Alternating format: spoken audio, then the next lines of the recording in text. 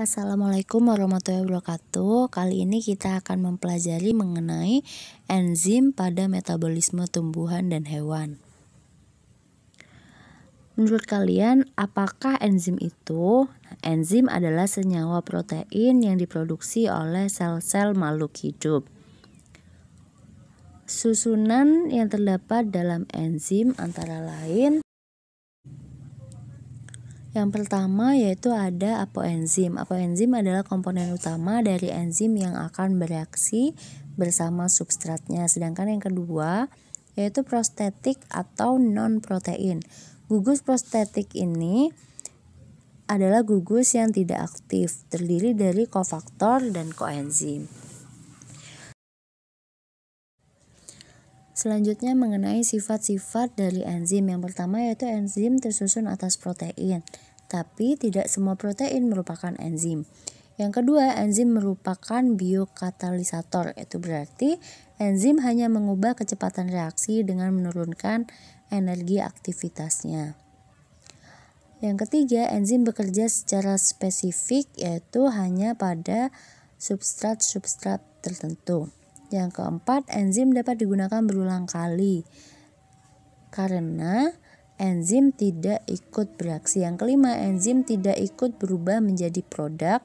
Yang keenam, kerja enzim bersifat bolak-balik, yaitu substrat menjadi produk atau produk menjadi substrat.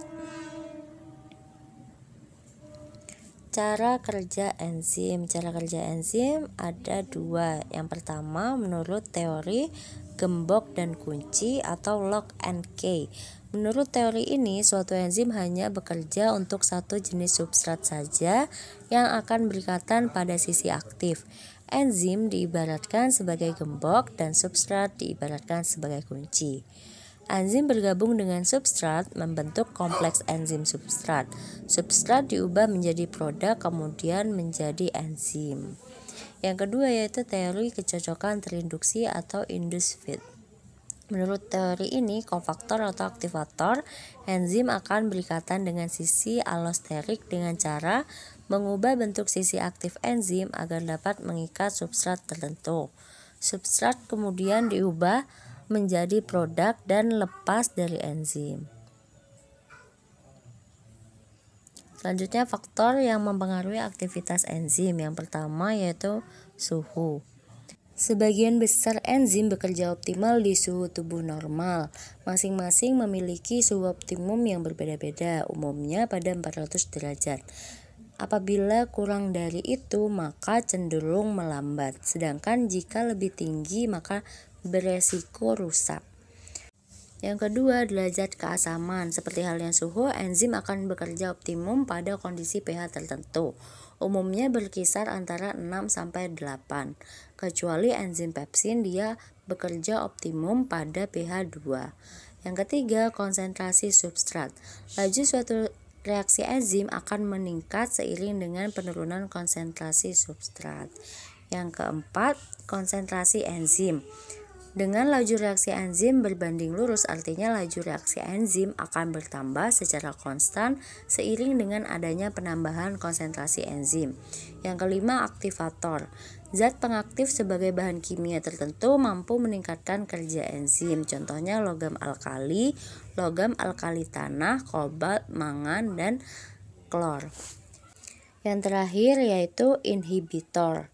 Adalah senyawa yang mampu menghambat kerja enzim. Inhibitor terdapat dua macam, yaitu kompetitif dan non-kompetitif. Keduanya yaitu terdapat suatu senyawa kimia yang dapat menghambat kerja enzim tertentu. Selanjutnya mengenai proses dan produk metabolisme pada tumbuhan. Yang pertama yaitu anabolisme. Anabolisme adalah suatu proses kimia pada sel hidup yang bertujuan untuk mensintesis atau membentuk senyawa yang kompleks dengan cara menggunakan energi. Contohnya yaitu fotosintesis, kemosintesis, dan polimerisasi. Yang pertama, reaksi fotosintesis. Fotosintesis merupakan proses penyusunan atau pembentukan senyawa kompleks dari senyawa sederhana dengan menggunakan energi cahaya. Proses fotosintesis terjadi di dalam kloroplas. Dalam prosesnya menghasilkan gula dan oksigen, sedangkan membutuhkan karbon dioksida dan juga air. Dalam proses fotosintesis terdiri atas dua tahapan. Yang pertama yaitu reaksi terang. Reaksi terang terjadi pada grana, tepatnya pada bagian membran tilakoid. Pada reaksi terang terjadi konversi energi cahaya menjadi energi kimia dan menghasilkan produk yang akan digunakan saat reaksi gelap, yaitu ATP dan NADPH, serta menghasilkan samping berupa oksigen yang akan dikeluarkan ke lingkungan melalui stomata. Sedangkan pada reaksi gelap yaitu dikenal sebagai siklus Calvin-Benson. Reaksi gelap merupakan lanjutan dari reaksi terang. Reaksi gelap terjadi pada stomata.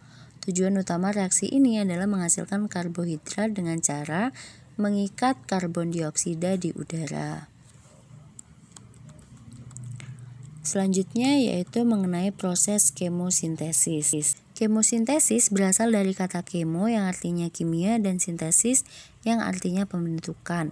Jadi kemosintesis adalah reaksi pembentukan senyawa organik kompleks dari senyawa sederhana yang sumber energi berasal dari energi kimia di alam.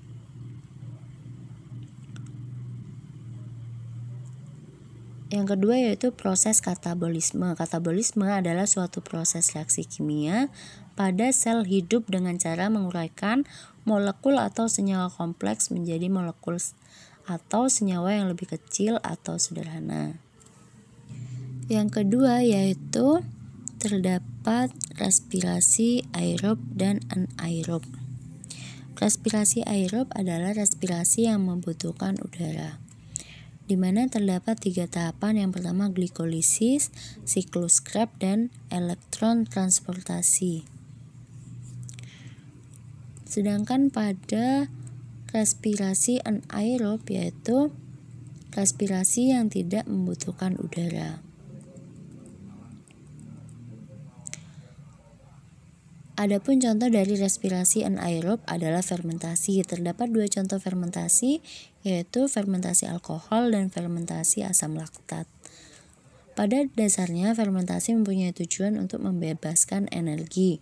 Namun energi yang dibebaskan pada respirasi aerob lebih besar jika dibandingkan dengan respirasi anaerob yang menghasilkan 2 ATP.